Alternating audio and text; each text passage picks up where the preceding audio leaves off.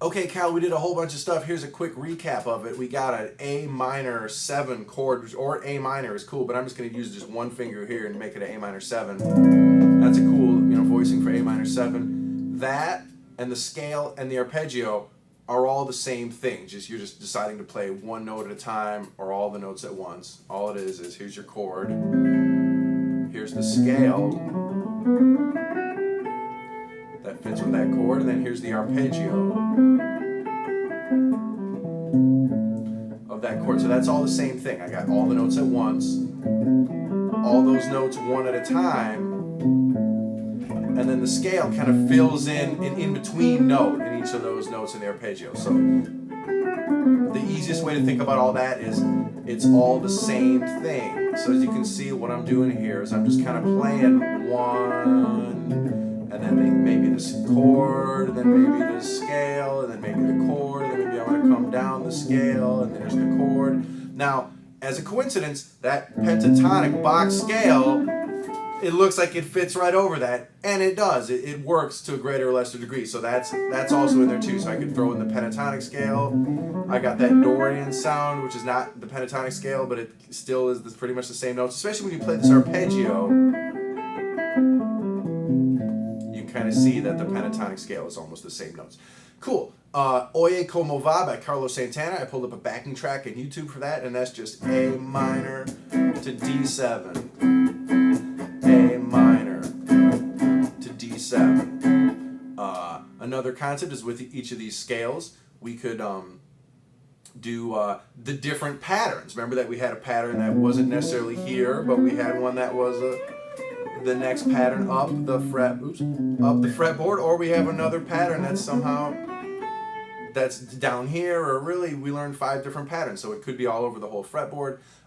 As you're dealing with those patterns, some things that musicians do is they do the sequences, like they go like 1, 2, 3, 2, 3, 4, 3, 4, 5, 4, 5, 6, 5, 6, 7.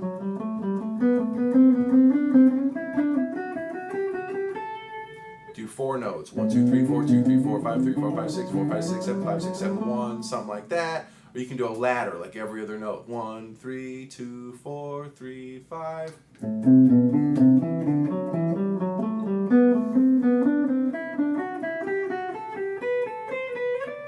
Of course, any of this stuff could work for any of those other patterns. It could help you learn each of these patterns a little bit better. So that would be a good way to try that.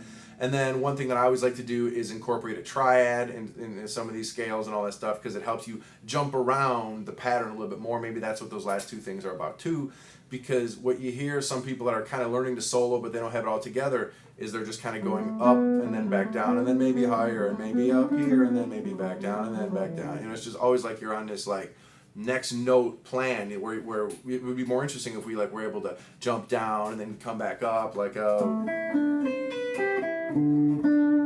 that suddenly that sounded like crazy than just going up the scale or down the scale and up the scale and down the scale and up the scale. It doesn't sound like you're really going anywhere for you.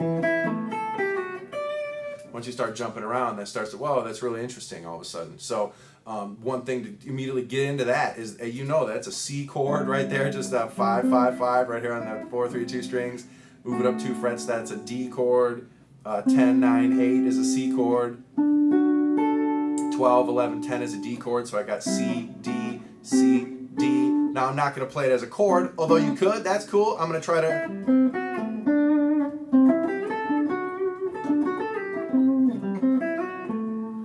jump around and really just get one note at a time. One note at a time from each one of those. So what if I put all that together? What would happen? I don't know.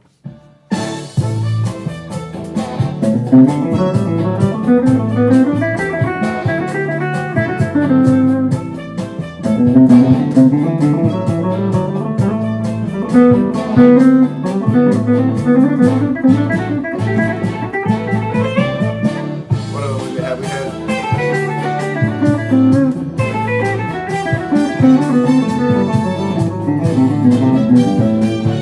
How about just the arpeggio?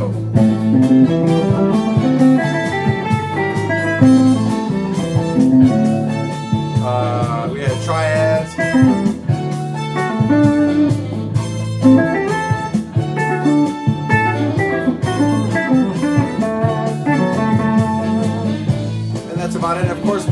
scale.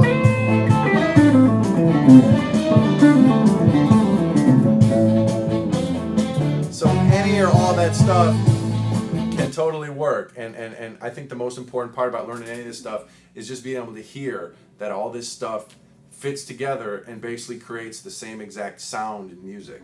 So it's like maybe 3 or 4 different ideas, but it's all the same sound and it's all the same thing, and it's all what you could play over an A minor chord, you know. So that's just I think putting on a backing track and just messing around with some of these different ideas is the best way to learn it, because you can hear what sounds right or not. And then later on, someone's going to go, hey, all those sounds you just played, that's called a Dorian.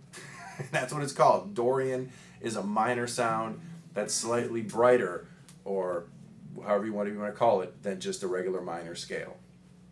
A minor Dorian. Cool, man. Have some fun with that.